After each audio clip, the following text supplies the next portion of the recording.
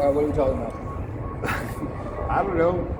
What do you look? What? Just bring your chair down, sit down in the camera, and Okay. what's your days been looking like lately? My days? Yeah. Kind of trying to get focused. I've kind of been working my whole life. And I would say for the past 6 months, I've really just been intentional about making sure I'm going in the right place with my next step. So, Yeah. What you mind sharing the next steps? I would definitely say I'm slacking. You know what I mean? I've been very indecisive about where I want to go, about my next business. So, I've really just been focusing on what I'm passionate about, learning languages and things like that.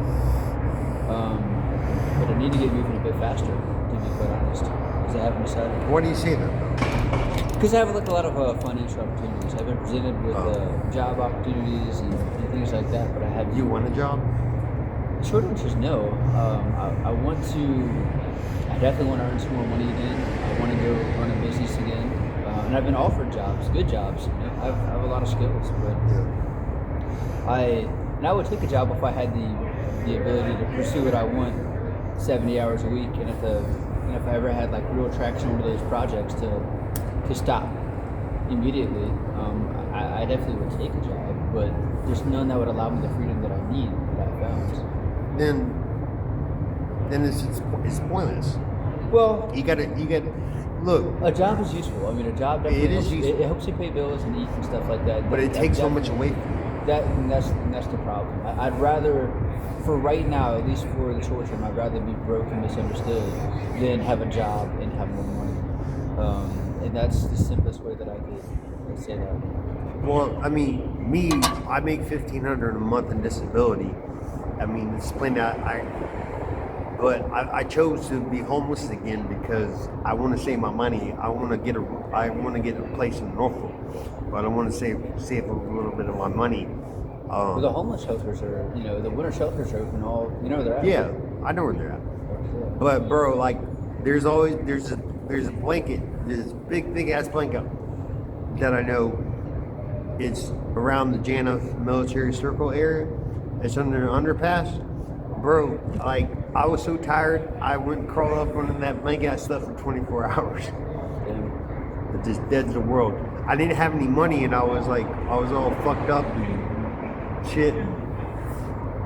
Just crawled under that blanket. When I woke up, I had money, and I was like back at it. Got a phone. Ask me another question, I'm ready. What? Ask me another question, I'm ready. Oh, okay. Ask you another question. Does being single bother you? Is being single bother me? Bother me? No, I wouldn't say it bothers me. I would say that I would love to find someone that I truly connect with. I think I'd feel a lot.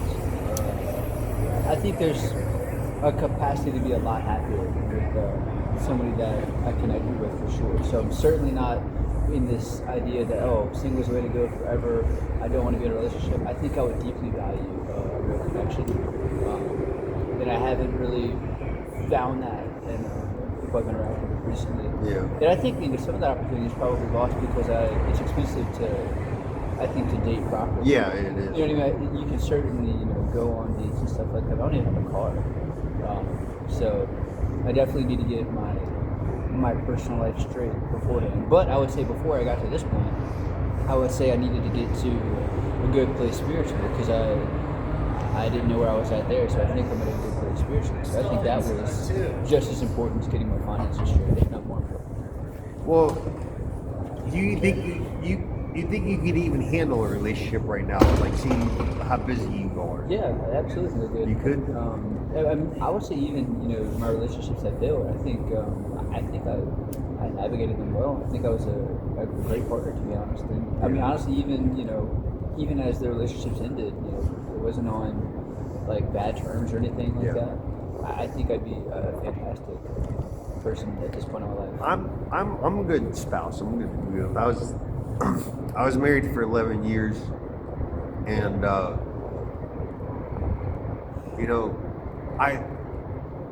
I still love that woman. I would still take her back, which if you knew her history and what happened, that's crazy. I would still take her back. but I feel like I'm ready for a relationship. I don't know if women are ready for me, because basically what I'm a retired veteran.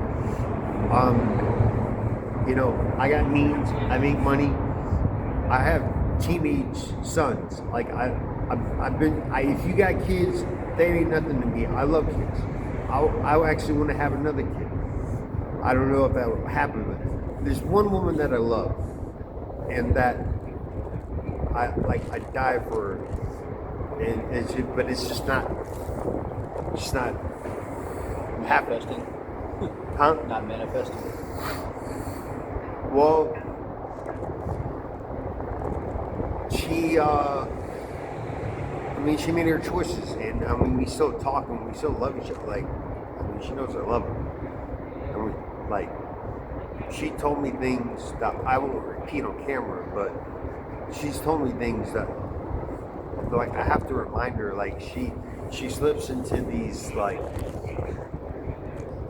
where she'll start lying.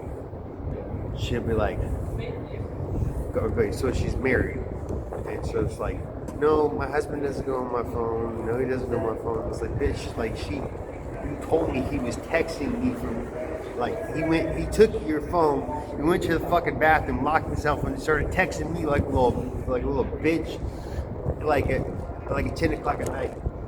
He's like, she told you to stop talking to her, blah, blah, blah, which was a lie. Like, I have to remind her, like, dude, your husband lies. She's like, what do you think about the video I showed you of our first encounter right here at this table? It was right here. well, it's actually quite. See, that's me, but that's me when I'm, like, at my extreme, pushing my limit. Like, I was awake for like 10 days, I think. I don't remember anything of it. Now, I still believe the things that I said in the video, but I'm not, like, manic and all over the place, and, like, I'm more within myself. More level-headed. Yeah. In, like, the neutral space. Yeah, you can tell in that video, like, I was fucking loopy high. Like, even though I was making sense, but it was sort of like a little madman. Like, I actually acted like I had schizophrenia. Acting, so did he say you, like, actually were diagnosed with schizophrenia? I was diagnosed with schizophrenia by, like, multiple places, but, You like, think it's bullshit? yeah. You think it's bullshit? I stopped taking my meds. Like, my meds are making me crazy. Like, my meds were making me black out. And What do you think about this? We actually spoke about this before. I know a lot of people with loved ones that take medicine, they often just say, hey, you need to take your medicine, and almost like have no regard to, like, how the medicine makes people feel. And to be fair, even if it's coming from, like, a good place, I think it's lazy to just say take your meds without looking more into the medicines that you're being prescribed, and maybe even looking into the history of that doctor. You know, the doctor that prescribes you that medicine, has it really helped the other people who's diagnosed? You know, I think before just blindly saying take this laundry list of freaking medicine, you should look into it before giving that suggestion. I'll tell you about medicine. Okay, I've been dealing with this since July 2020. They give you something, but it has to go into your body, and you're the only one that can gauge if it actually works. So they're asking you questions like, well, how do you feel? Blah, blah, blah, blah. They didn't do anything. They just gave you a pill, and then they ask you questions. But you're the one that actually figure out how it works. You got the one that actually got to live with it. So when people say stay on your meds, bitch, you don't know what it's doing to me. Like, you don't know what, like, my world is fucked up right now. So what was and it you're doing just to you? telling me to stay on my meds. I'm sorry, what? What was your medicine doing to you? I didn't smile or laugh for like 2 years. Yeah.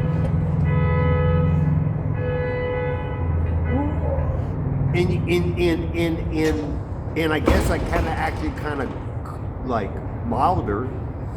I wasn't I wasn't nearly as boisterous. I was like quiet as shit. But that's the trade-off. Okay, so I'm a little calmer, so maybe I don't get into trouble. But I'm not laughing or fucking smiling. What the fuck? Not yourself either. And like the crazy part is like there really could be like, you know, a benefit down there, you know, down that rabbit hole also. For some people, okay, I need a antidepressant because I've had depression my whole life, but I'm not schizophrenic. I had a Kundalini awakening. A Kundalini awakening, you know what that is? It's your chakras. It's your spirit body. I had a Kundalini awakening. I'll talk to you more about that sometime. But then that followed a spiritual awakening that was aided by LSD and mushrooms. Wow. So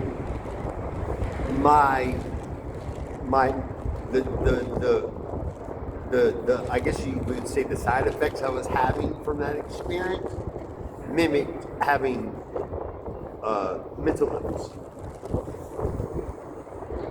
But I mean, it worked to my advantage. I mean, I'm retired now.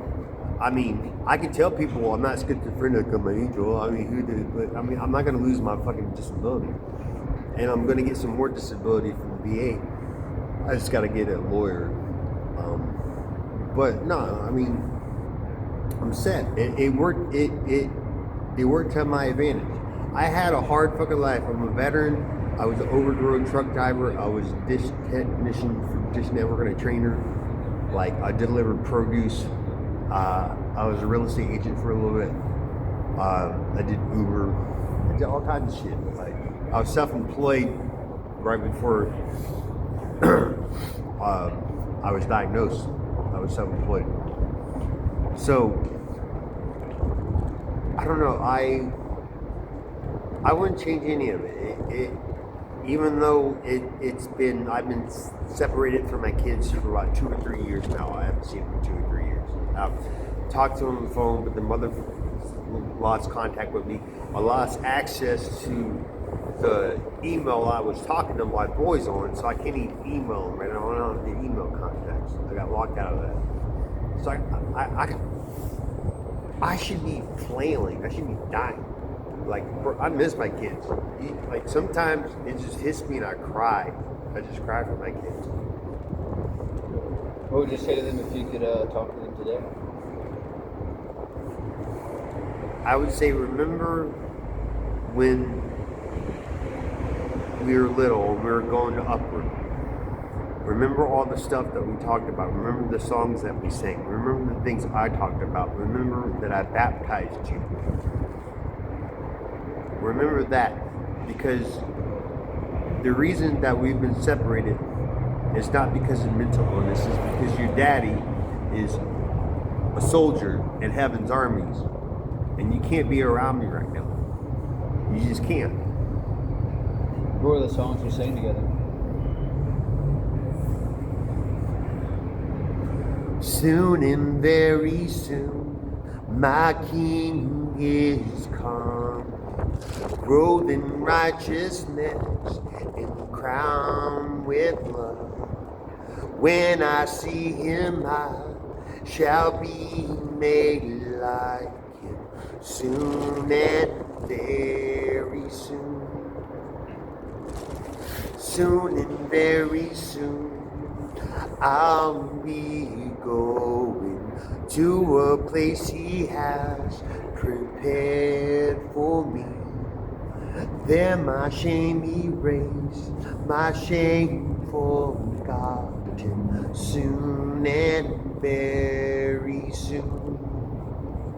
I will be with the one I love, with unveiled face I'll see him. Then my soul will be satisfied soon and very soon.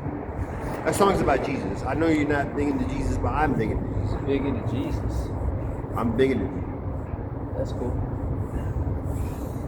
Like Jesus, what people don't know about Jesus is not a hippie. He's his warrior. He said, "Do not think that I come to bring peace. I did not come to bring peace, but a sword." I gotta get cold, bro. I'm about to go catch a bus. All right, that's good.